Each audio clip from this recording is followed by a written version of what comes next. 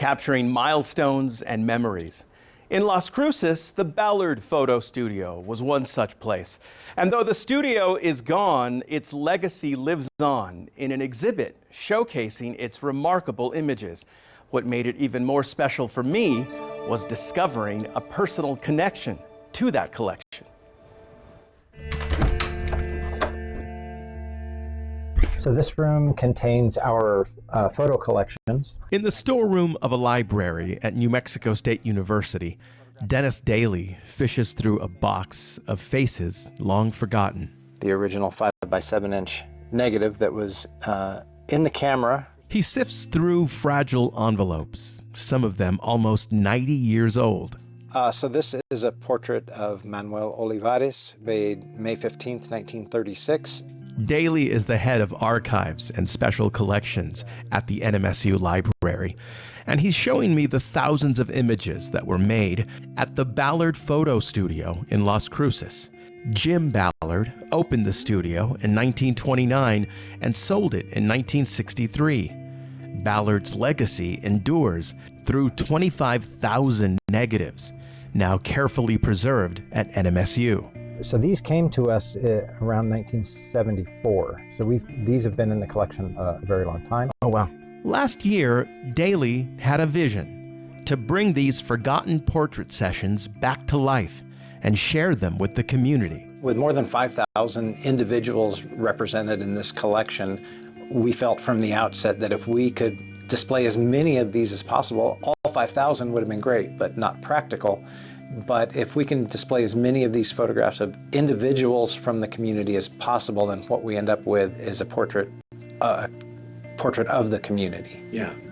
But that meant making tough decisions. Daly and his colleagues spent months sifting through thousands of photos, carefully curating 200 of the most compelling images. They focused on the period between 1930 and 1950. Because the price to have your portrait made was fairly reasonable, it was within the grasp of most people in the community. Therefore, as we look at these 5,000 portrait sessions, we see that they are really representative of the population of the Mesilla Valley at the time.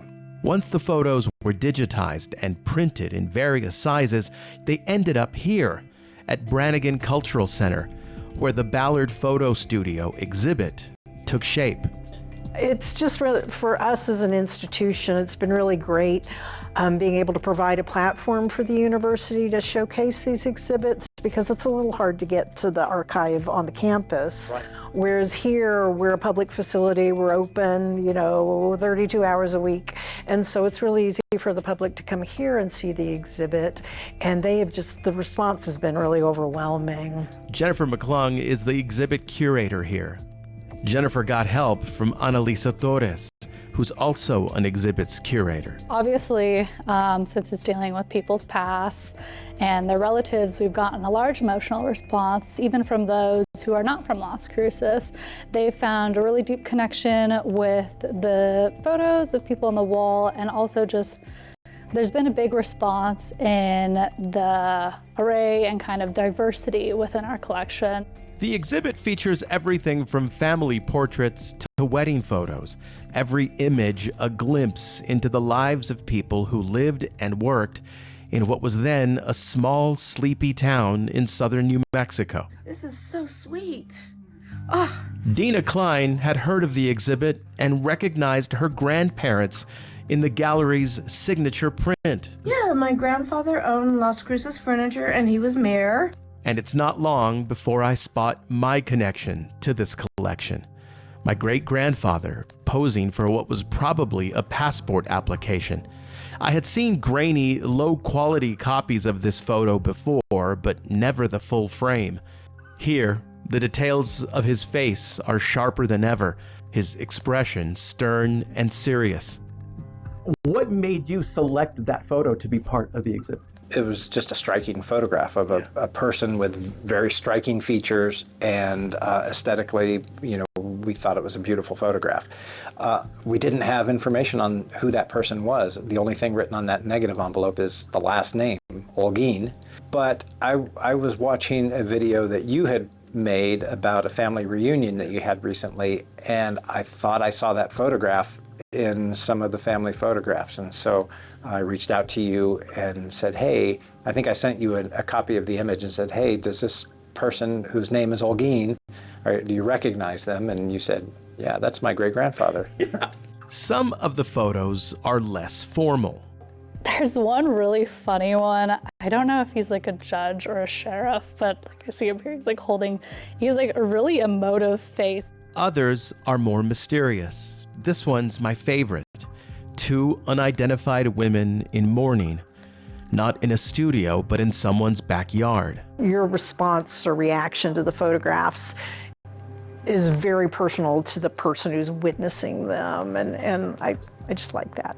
The Ballard Photo Studio exhibit continues to leave a powerful impact, reminding us that the most meaningful stories are often etched in the faces of ordinary people. A lot of people who have come into the exhibit have kind of tried to invent their own histories in the South, like, I recognize that guy, this one, you know, this is from this, oh, I've seen this from here.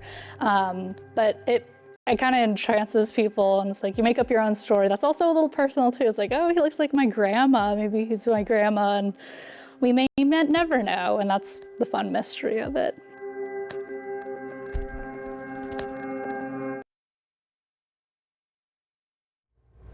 So the Ballard Photo Studio exhibit is really a beautiful collection. It really is, and it continues through Saturday, February 15th. So still have a week to catch it at Brannigan Cultural Center. That's located at 501 North Main there in Las Cruces.